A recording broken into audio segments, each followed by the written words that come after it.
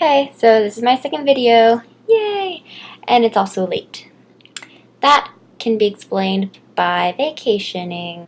So for the past week we were both really busy, so we didn't upload. But we're back to it now. During that break there was the World Cup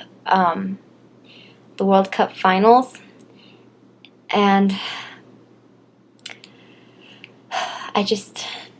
Brazil was just humiliating.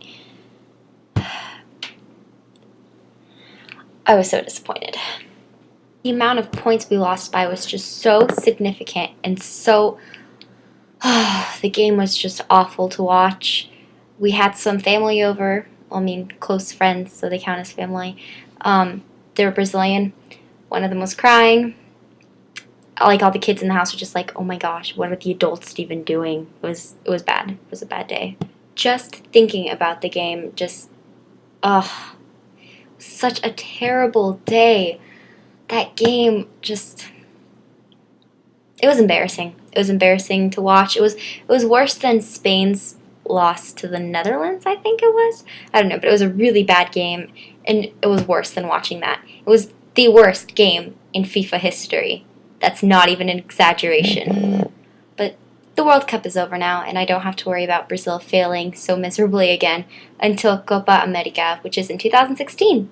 And that's going to be held in America this year, so hopefully I'll actually get to see a stronger Brazil team actually play in person. So that'd be fun, if they don't suck still.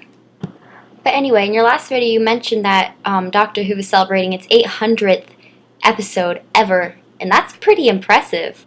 It's really awesome that they've been able to keep such a strong fan base for 800 episodes. That's a lot. I really wish other TV shows would make episodes still for that long, but keep them interesting too, so that they don't get old or repetitive or predictable. So, yeah. So also, over the past few weeks, I have been going to the beach a lot because I live in California. Now, what I've noticed about the beach is that the ocean attracts some really strange people, or just people who really want to tan, everywhere. For example, the other day I saw some girls at the beach who had the skimpiest bathing suits. I was embarrassed for them because of how much skin they were showing. The most significant thing I realized about beachgoers and Southern Californians in general is that, sadly, a lot of our stereotypes are true. But then again, a lot of them aren't. It's just so easy to find girls who have long, wavy, golden hair and tan skin with Starbucks in their hand at the beach, and that's definitely the epitome of Southern California stereotypes. Also, there are always a lot of people in the water with boogie boards and surfboards, but those make sense because the water is not too cold and we have optimal surfing waves, so I understand. If I were a better surfer, I would totally be in the waves all day. Another thing that I've noticed is actually insanely accurate is the Southern Californian accent. Our slang and just the way we say our words just sounds so Southern Californian, and it's